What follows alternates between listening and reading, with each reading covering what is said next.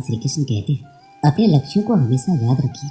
किसी भी लक्ष्य को निर्धारित करने से पहले खुद से 3 सवाल अवश्य करें। पहला, आप उस काम को क्यों करना चाहते हैं? दूसरा, इसका क्या परिणाम होगा? तीसरा, आपको इसमें सफलता मिलेगी? अगर तीनों सवालों के जवाब आपको मिल जाए तभी उस लक्ष्य की ओर कदम बढ़ाएं।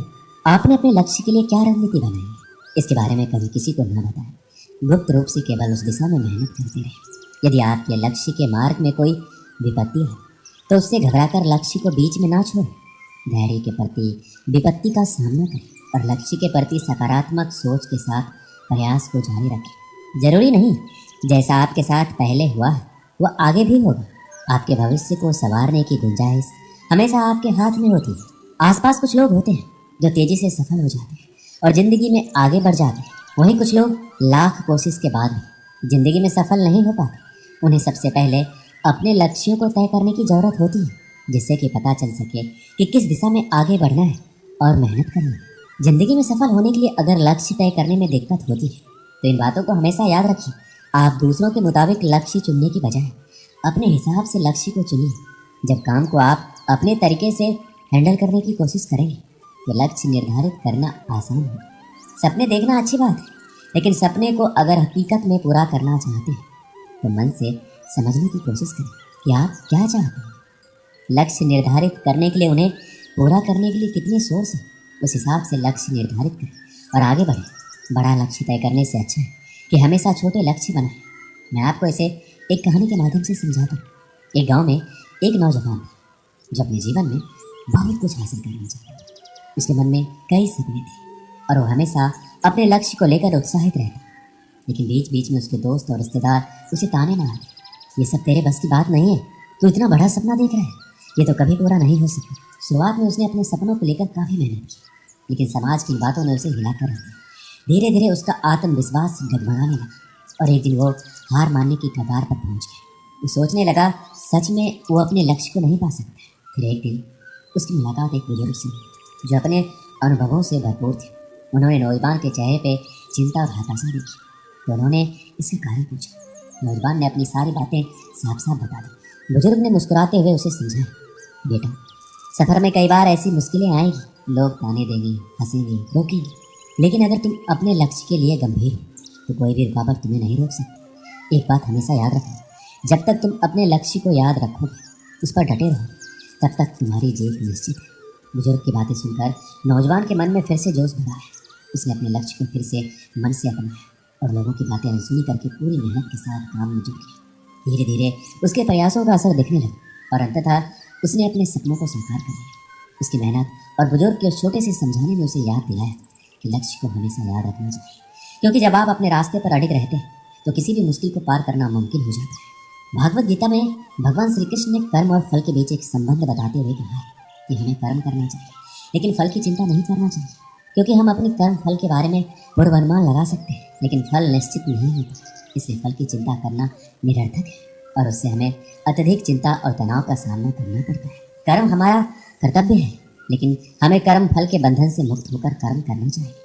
इसे एक कहानी के माध्यम से समझते हैं। एक बार की बात है, एक गाँव में एक युवक रहता था जो अपने भविष्य को लेकर काफ़ी चिंतित था। वो दिन रात सोचता कि मेहनत तो बहुत कर रहा हूँ, पर न जाने इसका फल कैसे मिलेगा, क्या मैं सफल हो पाऊंगा, क्या मेरी मेहनत रंग लाएगी। ये सोच सोच कर वो इतना घबराया रहता कि कभी कभी काम करने में उसका मन ही नहीं लगता।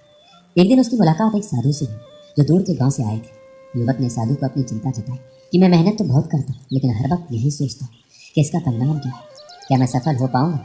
साधु मुस्कुराए और बोले, बेटा, श्री कृष्ण ने गीता में यही सिखाया है, हमें सिर्फ कर्म पर ध्यान देना चाहिए, फल की चिंता नहीं करना चाहिए। कर्म ही हमारा धर्म है और फल का विचार करना हमारे बस में नहीं है। अगर हम हमेशा फल के बारे में सोचते रहेंगे तो हमारे कर्मों में कमी आ जाएगी। युवक थोड़ा भ्रमित हुआ और बोला, परंतु बिना फल की चिंता किए कैसे कर्म करूं? मुझे कैसे पता चलेगा कि मेरा प्रयास सफल होगा कि नहीं? साधु ने एक उदाहरण देकर समझाया कि मान लो तुम एक किसान हो, जब तुम बीज बोते हो तो क्या उस वक्त ये सोचते हो कि हर बीज से पौधा निकलेगा या नहीं? बस तुम ये जानते हो अगर बीज को सही तरीके से पानी, धूप और देखभाल मिलती रहे तो संभव है कि वो पौधा बने। तुम अपना काम करते रहो और परिणाम को छोड़ दो। ठीक उसी तरह जीवन में भी हमें अपने कर्म करते रहने चाहिए, चाहे वो किसी भी क्षेत्र में। भागवत गीता में श्री कृष्ण कहते हैं कि वर्तमान में जीना सीखो। अतीत का भय और भविष्य की चिंता व्यक्ति को इतना परेशान कर देती है कि वह चैन से जी नहीं पाता। कभी कभी तो वह अपना मानसिक संतुलन खो बैठता है। हमें यह नहीं भूलना चाहिए कि अपराध और चिंता मनुष्य की प्राकृतिक भावनाएं हैं, लेकिन इनसे ग्रस्त हो जाना अथवा ये सोच लेना इनसे छुटकारा मिलना बहुत मुश्किल है। अतीत के बारे में न सोचें और भविष्य की चिंता में खुद को बर्बाद न करें। भागवत गीता में ये भी कहा गया है कि जब तक आप खुद पर विश्वास नहीं करते तब तक दूसरों को भी आप पर विश्वास नहीं होगा। जीवन में सफलता पाने के लिए आपको अपने सपनों का पीछा करना चाहिए। अपने सपनों के लिए काम करें और उन्हें हासिल करने के लिए हमेशा तत्पर रहें। आप जितना मेहनत करेंगे उतनी ही जल्दी आपके सपने पूरे होंगे।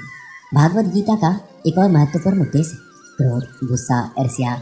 श्री कृष्ण कहते हैं क्रोध इंसान का एक स्वाभाविक भाव है, लेकिन इसे वश में करना बहुत जरूरी है।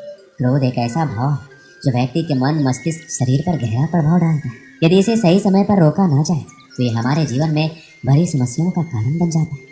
जब हम क्रोधित होते हैं तो हमारे निर्णय लेने की क्षमता कमजोर हो जाती है। क्रोध की स्थिति में हम बिना सोचे समझे ऐसी बातें कह जाते हैं जो शायद सामने वाले को चोट पहुंचा देती है। कई बार गुस्से में हम ऐसा निर्णय ले लेते हैं जिनका हमें बाद में पछतावा होता है। इसलिए कहा गया है कि गुस्से में किया गया कार्य हमेशा पछतावे का कारण बनता है। एक गांव में एक व्यक्ति रहता था जिसे बहुत ही जल्दी क्रोध आ जाता था। छोटी छोटी बातों पर गुस्सा हो जाता, चाहे सामने वाला व्यक्ति कोई भी। कभी वो अपने दोस्तों पर नाराज हो जाता तो कभी अपने परिवार वालों पर। उसके गुस्से के कारण लोग उससे दूर दूर रहने लगे।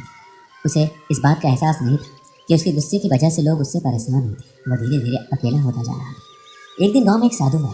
साधु ने उस व्यक्ति का स्वभाव देखा और उसे अपने पास बुलाया। उन्होंने एक खाली कटोरी और एक मिट्टी का दीपक जलाकर उसे दिया और कहा, इस दीपक को इस कटोरी में रख दो और ध्यान से देखो। वह व्यक्ति ध्यान से दीपक को देखता। धीरे धीरे दीपक की लौ ऊपर उठने लगी और उस कटोरी के अंदर का पूरा माहौल गर्म होने लगा।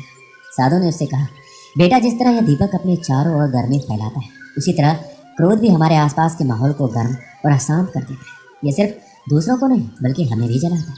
फिर साधु ने दीपक को बुझाने के लिए कहा। जैसे ही दीपक बुझा, कटोरी के अंदर का माहौल ठंडा और शांत हो गया। साधु ने मुस्कुराते हुए कहा, अगर तुम अपने इस क्रोध पर नियंत्रण कर लो तो तुम भी इस बुझी हुई कटोरी की तरह शांत और ठंडे रह सकते हो। क्रोध में इंसान वह कर बैठता है जिसका पछतावा उसे बाद में होता है। इसलिए जब भी गुस्सा आए तो उसे शांत करने सीखो। क्रोध से न केवल हमारे रिश्ते बिगड़ते हैं बल्कि हम भी आंतरिक रूप से अस्थिर हो जाते हैं।